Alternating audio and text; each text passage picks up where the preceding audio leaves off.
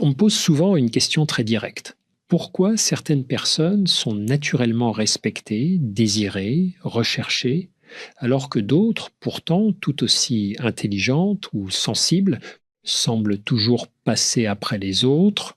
La réponse n'a rien à voir avec la beauté, le statut social ou une stratégie de séduction. Ce qui fait qu'on vous perçoit comme une priorité plutôt que comme une option tient à quelque chose de beaucoup plus intérieur, votre positionnement psychologique. La manière dont vous vous situez face aux autres détermine la manière dont ils se situent face à vous. Lorsqu'une personne accepte intérieurement l'idée qu'elle peut être remplacée, négligée ou mise en attente, elle envoie des signaux subtils. Ce ne sont pas des mots, ce sont des micro-attitudes, une disponibilité excessive, une peur du conflit, un besoin constant d'être validé. Le cerveau de l'autre capte cela instantanément. Nous sommes neurologiquement programmés pour détecter le niveau de sécurité intérieure de ceux qui nous entourent. Être perçu comme un luxe ne signifie pas être inaccessible ou arrogant. Cela signifie dégager une cohérence intérieure. Cela signifie que votre présence a une valeur parce que vous lui donnez vous-même une valeur. Les personnes qui inspirent le respect n'essaient pas de convaincre qu'elles le méritent. Elles vivent d'une manière qui le rend évident. Il existe une dynamique psychologique très simple. Plus vous vous adaptez pour ne pas déranger, plus vous devenez interchangeable. À l'inverse, plus vous assumez votre singularité, plus vous devenez rare. Or, ce qui est rare attire, non par manipulation, mais par stabilité émotionnelle. La première clé est donc fondamentale, sortir du besoin d'être choisi. Tant que vous attendez que quelqu'un vous sélectionne, vous vous placez inconsciemment en position inférieure. Le changement commence lorsque vous décidez que la relation, quelle qu'elle soit, est un espace de réciprocité et non d'approbation. Le cerveau humain respecte naturellement ce qui se respecte soi-même. Cela ne relève pas de la morale, mais de la psychologie sociale. Nous évaluons constamment la valeur relationnelle des autres en fonction de la manière dont ils gèrent leur temps, leurs limites et leur énergie. Quelqu'un qui protège son espace intérieur envoie un message puissant, ma présence n'est pas automatique. C'est là que beaucoup se trompent. Ils pensent qu'être aimé nécessite d'être toujours disponible. En réalité, c'est la clarté des limites qui crée le désir et la considération. Sans cadre, il n'y a pas de valeur perçue. Sans conscience de soi, il n'y a pas de positionnement. Et tout cela commence dans la tête. Avant d'être vu différemment, il faut se penser différemment. La deuxième clé repose sur un mécanisme profondément ancré dans notre fonctionnement mental, la cohérence entre ce que l'on ressent et ce que l'on montre. Lorsqu'il existe un décalage, les autres le perçoivent immédiatement. On peut prononcer les mots les plus affirmés, mais si intérieurement il y a peur de perdre, peur d'être abandonné, peur de ne pas suffire, ça transparaît dans le ton de la voix, dans le regard, dans le rythme des réponses. Notre système nerveux est extrêmement sensible à l'incongruence. Face à quelqu'un qui doute de sa propre valeur, nous avons tendance, souvent inconsciemment, à douter aussi. Ce n'est ni cruel ni volontaire. C'est un phénomène d'ajustement relationnel. Nous nous synchronisons à l'assurance ou à l'insécurité de l'autre. C'est pourquoi vouloir être perçu comme un luxe sans travailler sur son estime personnelle revient à construire une façade sur des fondations fragiles. À la moindre tension, à la moindre distance affective, l'angoisse reprend le dessus et pousse à des comportements de compensation. Envoyer un message de trop, accepter l'inacceptable, minimiser ses besoins. La véritable transformation commence lorsque l'on cesse de chercher à être indispensable et que l'on choisit d'être aligné. Être aligné signifie que ce que vous tolérez correspond à ce que vous pensez mériter. Cela signifie que vous ne négociez pas votre dignité pour obtenir de l'attention. Il existe un principe simple en psychologie relationnelle. Ce que vous acceptez enseigne à l'autre comment vous traitez. Chaque fois que vous ignorez une limite intérieure, vous donnez une autorisation implicite. À l'inverse, chaque fois que vous affirmez calmement une frontière, vous redéfinissez la dynamique. Cela ne passe pas par l'agressivité. Au contraire, l'agressivité trahit souvent une fragilité interne. La fermeté tranquille est beaucoup plus puissante. Dire non sans justification excessive, exprimer un désaccord sans dramatisation. Se retirer d'une situation qui ne respecte pas vos valeurs sans menacer ni supplier. Cette stabilité crée une perception de solidité. Lorsque vous commencez à agir ainsi, quelque chose change subtilement. Vous êtes plus perçu comme acquis. Votre présence cesse d'être automatique. Elle devient un choix conscient, autant pour vous que pour l'autre. Et cette conscience transforme profondément la qualité des échanges. Il faut comprendre une chose essentielle. La valeur relationnelle n'est pas déclarée, elle est incarnée. On ne devient pas précieux en le répétant. On le devient en se comportant comme quelqu'un qui a déjà intégré sa propre importance. Et cela demande un travail intérieur, quotidien, souvent invisible, mais déterminant. La troisième clé touche à un point souvent mal compris, la gestion de l'attention. Être perçu comme un luxe ne dépend pas seulement de ce que vous dites ou de ce que vous faites, mais de la manière dont vous distribuez votre énergie mentale. L'attention est une monnaie psychologique. Là où vous la placez, vous donnez de la valeur. Beaucoup de personnes, sans s'en rendre compte, offrent une attention disproportionnée à ceux qui les rassurent peu. Elles analysent chaque message, chaque silence, chaque variation d'humeur. Cette hypervigilance crée un déséquilibre. Lorsque votre esprit tourne autour de quelqu'un, vous vous placez intérieurement en position d'attente. Et l'attente, prolongée, affaiblit la posture. Le cerveau fonctionne selon un principe d'association. Plus vous focalisez sur une personne, plus elle devient centrale dans votre paysage mental. Mais l'inverse est également vrai.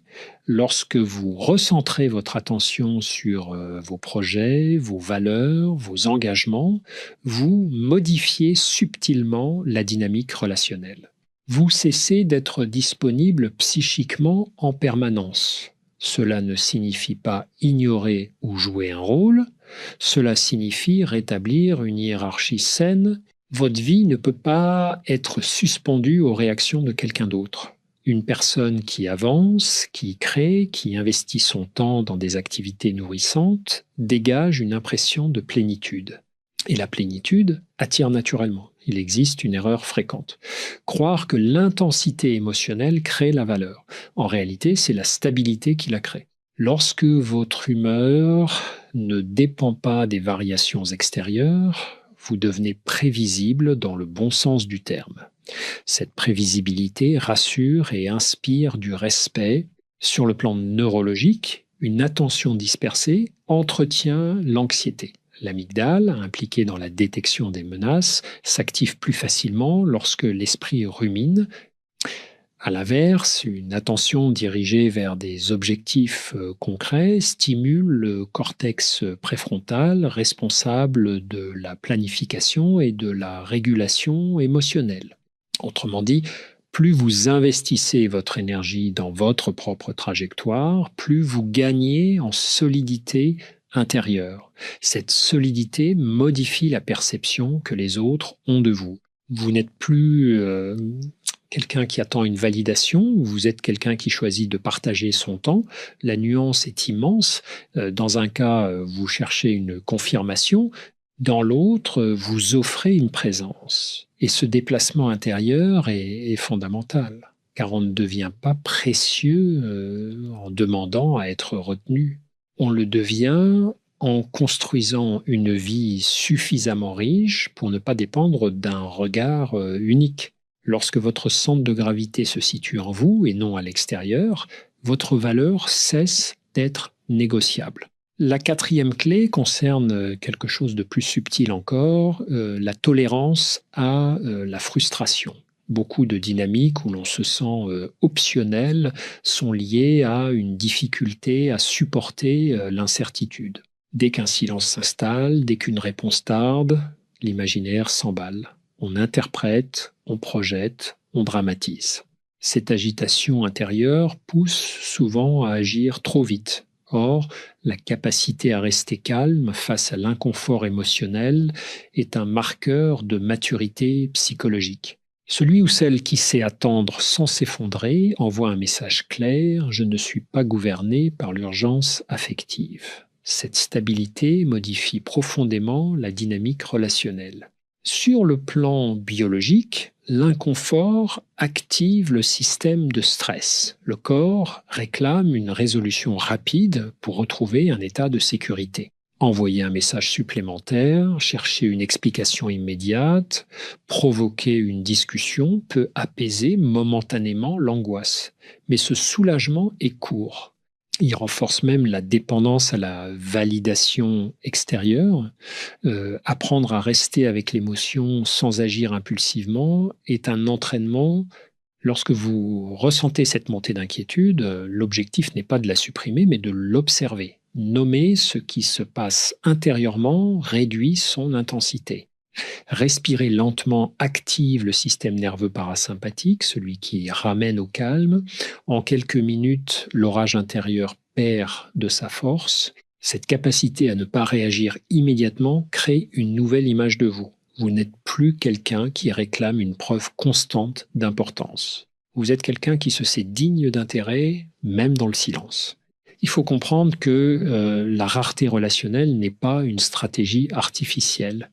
Elle naît naturellement lorsque vous n'êtes pas prêt à sacrifier votre paix pour combler une anxiété passagère. Plus vous apprenez à gérer vos propres émotions, moins vous exigez de l'autre qu'il régule votre insécurité. Il existe également un phénomène psychologique appelé renforcement intermittent. Lorsqu'une attention est donnée de manière imprévisible, elle devient plus addictive. Si vous répondez systématiquement à chaque variation par une intensification de votre disponibilité, vous entrez dans ce cycle. En revanche, si votre comportement reste stable, mesuré, cohérent, vous sortez de cette logique. Être perçu comme un luxe suppose donc une autonomie émotionnelle. Cela ne signifie pas être distant ou froid. Cela signifie ne pas se précipiter pour apaiser chaque inconfort. Cette retenue, loin de créer de la distance, installe du respect. La maîtrise de soi n'est pas une rigidité. C'est une liberté intérieure.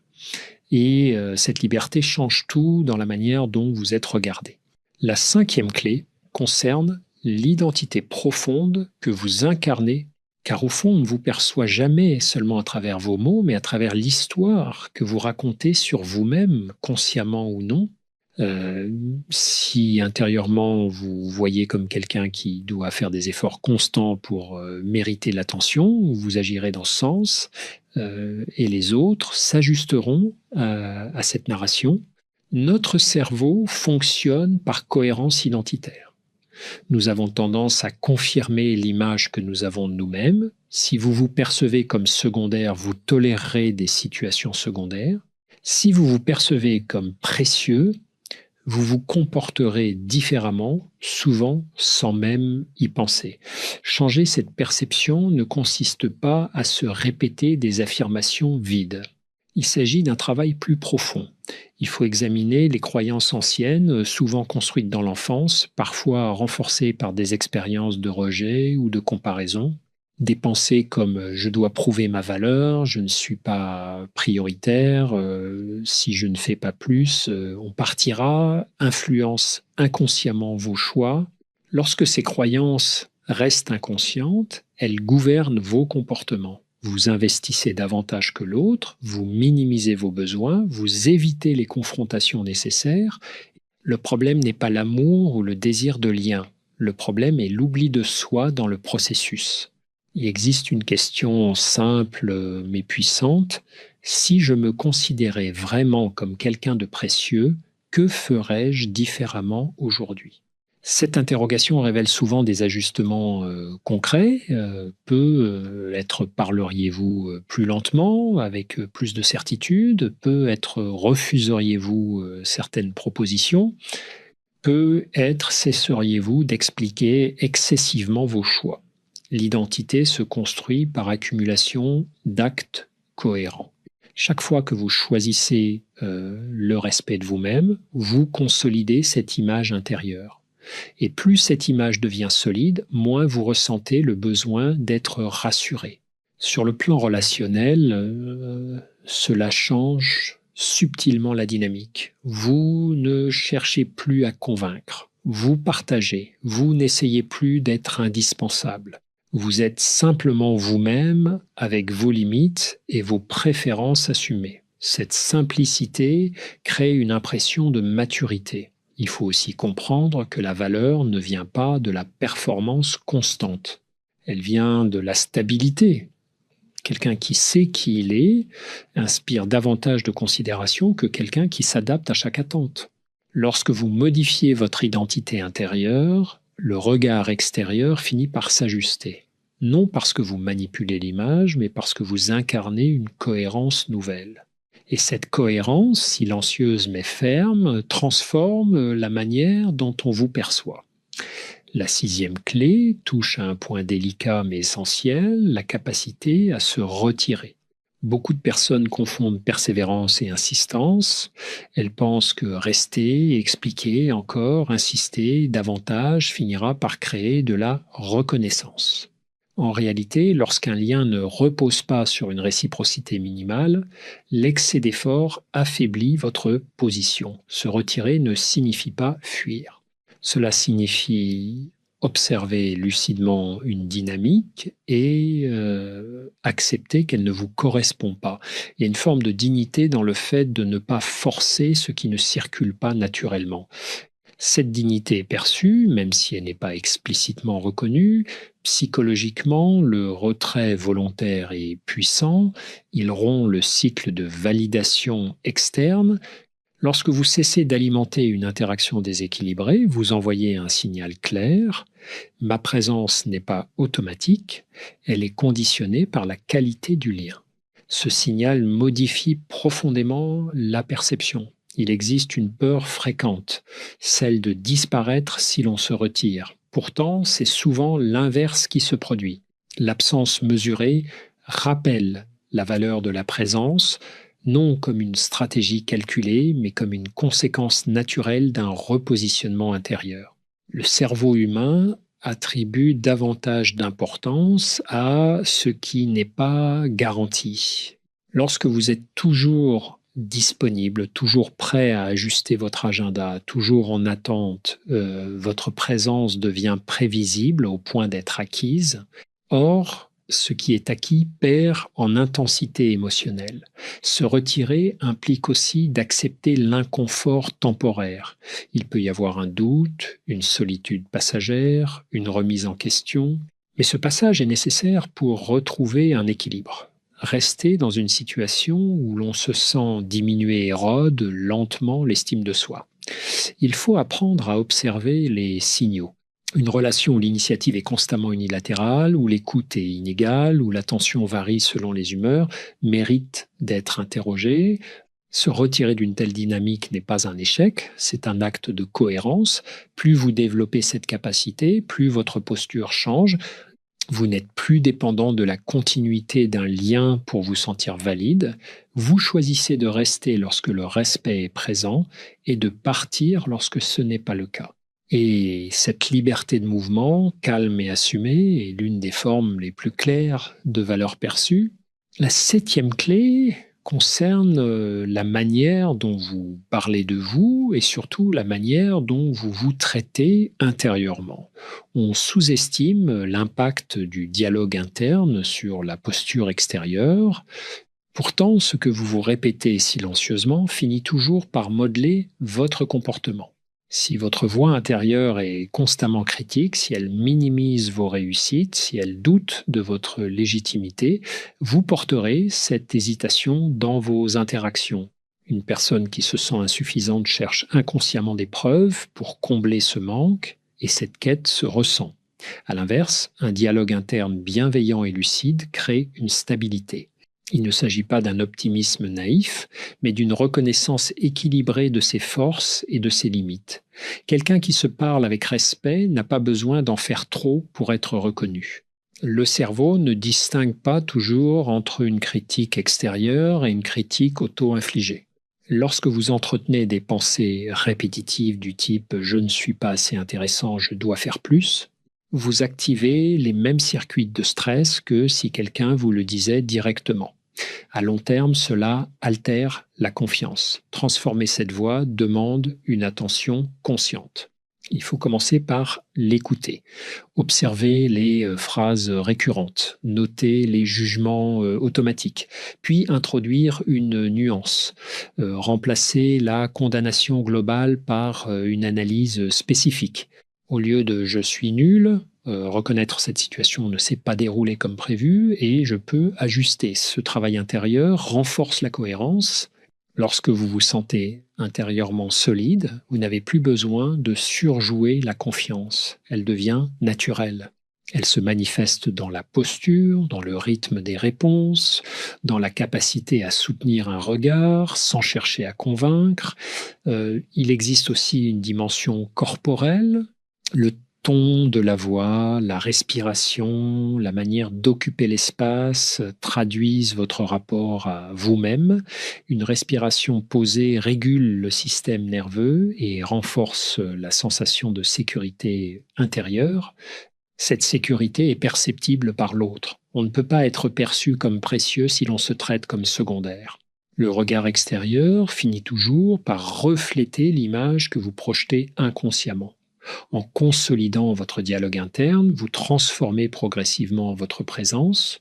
Elle devient plus calme, plus ancrée, moins dépendante des réactions immédiates, et cette ancre intérieure change profondément la dynamique relationnelle. La 8e et dernière clé rassemble toutes les autres, la constance. Beaucoup de transformations échouent non pas par manque de compréhension, mais par manque de continuité. On adopte une nouvelle posture quelques jours, puis on retombe dans les anciens réflexes au premier signe d'incertitude. Or, la perception que les autres ont de vous se construit dans la durée. Être vu comme un luxe n'est pas un rôle que l'on joue ponctuellement. C'est une cohérence répétée. C'est la stabilité d'une attitude qui ne varie pas selon l'humeur de l'autre. Lorsque vous maintenez vos limites, votre attention centrée, votre calme face à l'inconfort, vous redessinez progressivement la dynamique autour de vous. Il faut accepter qu'au début, certains résisteront. Les personnes habituées à votre disponibilité constante pourront être déstabilisées. Elles testeront vos nouvelles frontières. Ce moment est décisif. Si vous revenez en arrière par peur de déplaire, vous annulez le repositionnement. Si vous restez ferme et respectueux, vous installez un nouveau cadre. Il existe une loi psychologique simple, ce qui est cohérent devient crédible. Plus vous incarnez votre valeur sans l'imposer, plus elle devient évidente. Vous n'avez pas besoin d'expliquer votre importance, vous la vivez. Avec le temps, un changement subtil apparaît. Vous cessez d'analyser chaque détail d'interaction. Vous n'interprétez plus chaque silence comme une menace. Votre esprit se libère de cette hypervigilance. Vous retrouvez une disponibilité intérieure pour vos projets, vos passions, votre évolution personnelle. C'est là que le paradoxe se révèle. Lorsque vous ne cherchez plus à être choisi, vous devenez plus attractif. Non par stratégie, mais par autonomie. L'autonomie émotionnelle est profondément rassurante. Elle crée un espace où l'autre peut s'engager librement, sans pression implicite. Au fond, il ne s'agit pas de devenir rare artificiellement. Il s'agit de reconnaître que votre temps, votre énergie et votre présence ont une valeur intrinsèque. Vous n'êtes pas une option parmi d'autres, vous êtes une personne avec des limites, des préférences, une dignité. Lorsque cette conviction s'installe réellement, elle transforme votre posture. Vous ne poursuivez plus, vous proposez. Vous ne suppliez plus, vous choisissez, vous ne craignez plus d'être remplacé. Vous savez que ce qui vous correspond restera. et que ce qui ne vous correspond pas s'éloignera naturellement. Ce changement n'est pas spectaculaire, il est profond. Et lorsqu'il s'ancre durablement, il modifie silencieusement la manière dont on vous regarde, dont on vous traite, dont on vous considère. C'est pas le monde qui change en premier, c'est votre position intérieure. Et c'est toujours là que commence la véritable transformation